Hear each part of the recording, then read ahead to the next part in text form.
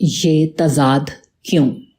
آسمان کے نیچے ہونے والے تمام واقعات میں سب سے زیادہ عجیب واقعہ یہ ہے کہ یہاں دادا گیری کی صلاحیت کا استعمال ہے، مگر سنجیدگی کی صلاحیت کا کوئی استعمال نہیں۔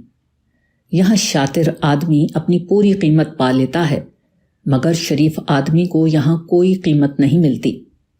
ہر ایک کو خوش کرنے والی زبان بولنے والے کو یہاں خوب مقبولیت حاصل ہوتی ہے، مگر جو شخص غیر مصلحت پرستانہ انداز میں بولے اور حق کو حق اور باطل کو باطل کہے، اس کو یہاں کوئی عزت اور مقبولیت حاصل نہیں ہوتی۔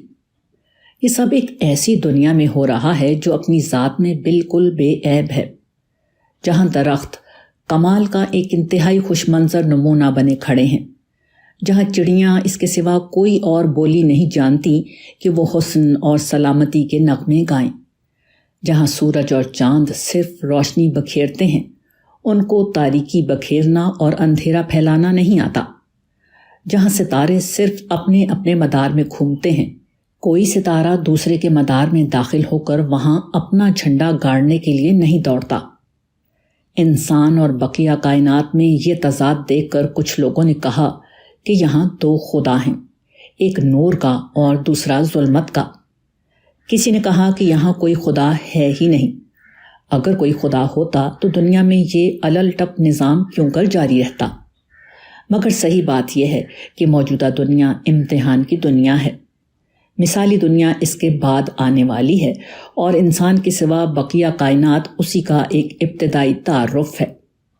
امتحان کا یہ لازمی تقاضا تھا کہ انسان کو عمل کی پوری آزادی ہو۔ اسی آزادی کا یہ نتیجہ ہے کہ کوئی شخص سیدھا راستہ اختیار کرتا ہے اور کچھ لوگ ٹیڑھے راستے پر چلتے ہیں۔ مگر قیامت کے بعد جب مثالی دنیا قائم ہوگی تو وہاں وہی لوگ جگہ پائیں گے جنہوں نے موجودہ دنیا میں اس بات کا ثبوت دیا ہوگا کہ وہ مثالی انداز میں سوچنے اور مثالی کردار کے ساتھ زندگی گزارنے کی صلاحیت رکھتے ہیں۔ بقیہ تمام لوگ چھانٹ کر دور پھینک دیے جائیں گے۔